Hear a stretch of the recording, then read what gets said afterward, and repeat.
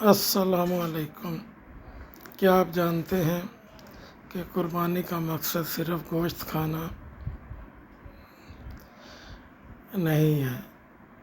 آج میں آپ کو قربانی کے 3 بنیادی مقاصد بتاؤں گا جو ہر مسلمان کو معلوم ہونے چاہیے۔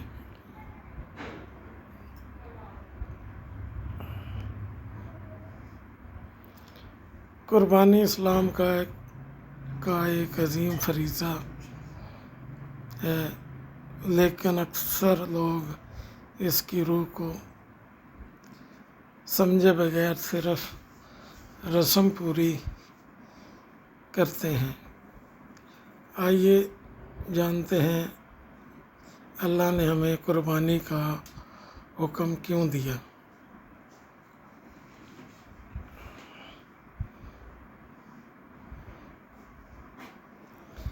پہلا مقصد ہے اللہ کی رضا اور تقوی۔ پہلا مقصد ہے اللہ کی رضا اور تقوی کا حصول۔ اللہ تعالیٰ قرآن میں فرماتا ہے، اللہ تک نہ ان کا گوشت پہنچتا ہے نہ خون، بلکہ تمہارا تقوی پہنچتا ہے۔ یعنی قربانی میں دکھاوا، نمود و نمائش نہیں ہونی چاہیے۔ اصل چیز دل کا اخلاص اور اللہ کا خوف ہے۔ اگر دل میں تقوی نہ ہو تو قربانی بے جان ہو جاتی ہے۔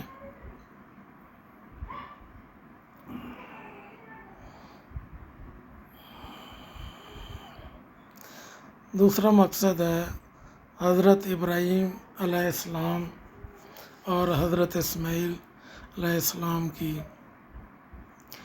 عظیم قربانی کی یاد تازہ کرنا۔ جب اللہ نے ابراہیم علیہ السلام کو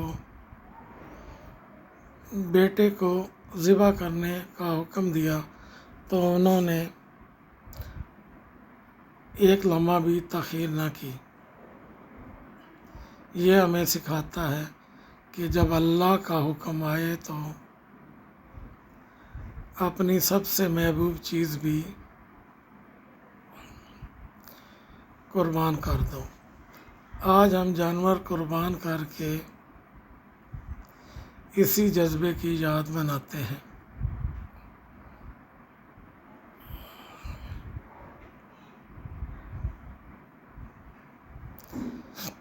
تیسرا مقصد ہے غریبوں، مسکینوں اور رشتہ داروں میں گوشت تقسیم کرنا۔ قربانی کا گوشت 3 حصوں میں تقسیم کرنا سنت ہے۔ ایک حصہ خود، ایک حصہ رشتہ داروں کو، ایک حصہ غریبوں کو۔ اس سے معاشرے میں محبت، بھائی چارہ اور مساوات پیدا ہوتی ہے۔ کوئی بھی غریب عید پر گوشت سے محروم نہ رہے، یہی اسلام کا حسن ہے۔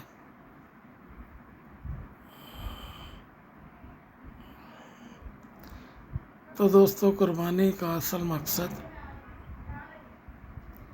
گوشت جمع کرنا نہیں، بلکہ اللہ کا قرب حاصل کرنا، سنت کو زندہ کرنا اور انسانیت کی خدمت